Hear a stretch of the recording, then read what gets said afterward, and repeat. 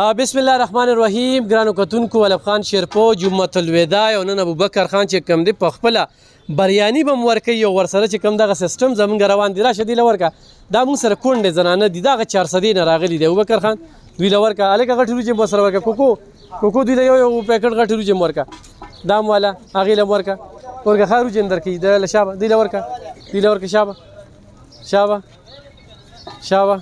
شابه د روجې مولا ورکه. غټې روجې ورکه. دغه هغې له م ورکه. چا چې اغوستي ځای بار ځای چا چې اغوستي ځای ښه چا چې اغوستي ځای کوکو شروع که ورکوه. کوکو شروع که ورکوه. دا نن بریاني چې کومه دا تیاره کړې وه ابوبکر خان، او نن په جمعة الوداع به ابوبکر خان سپیچ هم کوي او ورسره چې کوم دی ځای ښه چاته چې نه میلو شوي میلو دي ورکه. دی له غټې روجې ورکه. دغه دی زنانه لګا کوکو ماله کوکو خلیمه ها ورګه ښه خلیم دله درکوي ښه. چا چې دوه ګوتې اغوستي نو هغه ځای چا چې دوه نی اغوستي نو هغې له علیم ورکوي.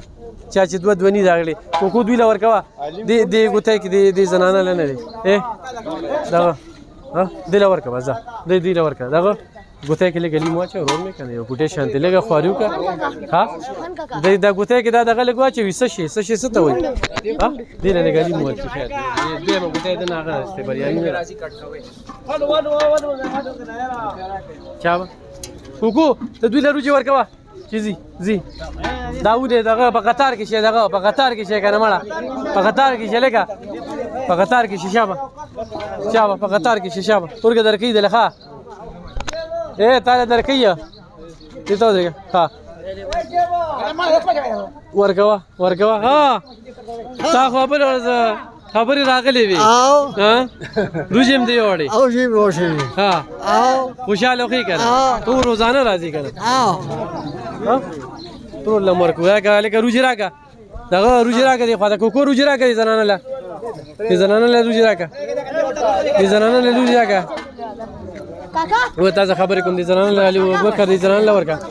ښه. نو څه ویې مستو زنانه علي م ورکړه که نه خاصه مټو کوژو روزانه ته جوړې که نه ستا بچي شته څو دوه ښه زنانه له ورکړه ابوبکر دې زنانه له ورکړه ښه. دا ته وینې نو بس ځه که نه کور ته ځه که نه دلته څه کوې څه غورځې ښځه نه غورځې دا کوم ځای کې ښه دا کتونکو دا ګوره موږ سره وینې چې دا ستاسو د وړاندې دا سیسټم روان دی. اسد خان راشه. اسد خان راشه که نه دلته راشه پټېږي هسې راشه ښه. دا تاسو وینئ ستاسو د وړاندې دي. عبدالله دې پتیلې ته کښېنې نه ورور مې مړه چوکه ته کښېنوه راشه. دا موږ سره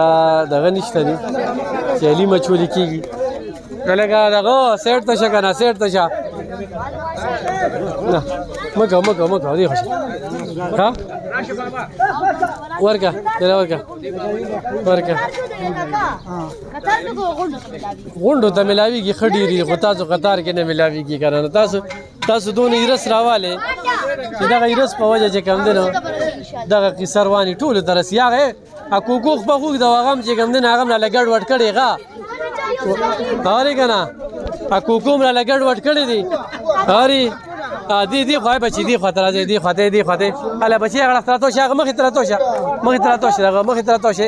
هغه اړخ ته راتوشه هغه اړخ ته راتوشه بچي لکه هغه کوم ماشومان چې موږ سره ویو څه شو دغه هغوی یوړله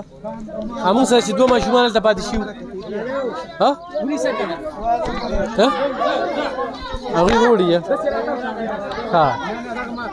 دا تاسو وینئ ستاسو د وړاندې نن پکې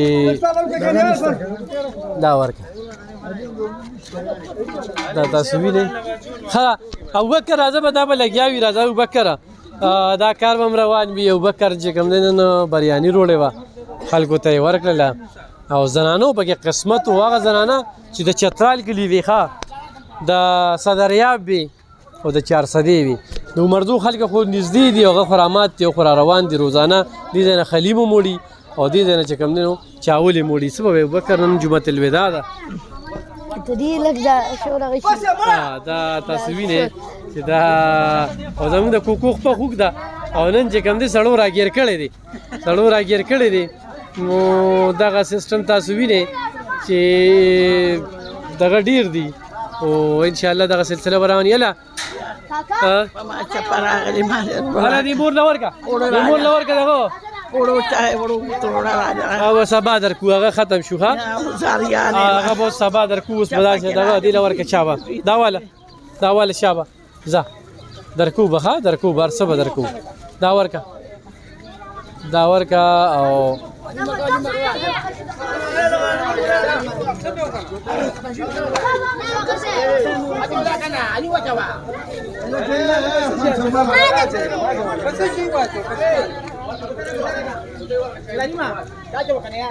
کتونکو نن موږ انتخابي زیات کار کړی دی نن موږ ډېر ځینو ته رسېدلي وو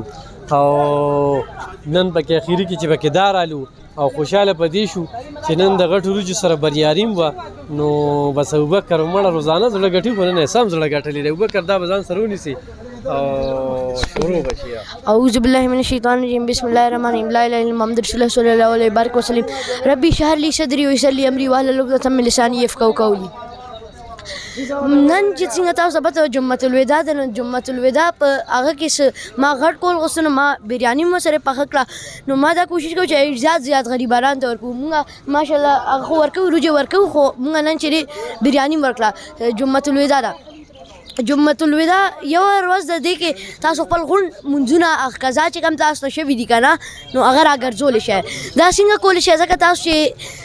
د 12 بجو نه پس دا زه لږ هغه زه سپیچ لږ ناوخته کوم خو انشاءالله که ژوند نو بل ځله به تاسو وکړئ 12 بجو نه پهلې تاسو چې د هغه نه به سهار نه به شروع شي او د عشا مونځه پورې به صرف فرض هغه راګرځوئ قضا نو هغه به ستاسو غونډ عمر د قضا مونځو شي زه اوس زما نن چې مین ټاپک دی که نه هغه د صبر باندې دی زه روان وم هسې ګرځېدم دلته کې باغ شروع شو نو زه دنده تلم زما څه کار و خو هغه صبر کول ډېر زیات ګران کار دی اوس ګران شوی دی ځکه ما ته هغه به خو هغه دماغ کې سوچونه راځي که نه چې زرکه خو ما د الله پاک شکریا ده چې ما ته ټایم راکړو چې ما صبر وکړو د بانک جواب مې ورکړو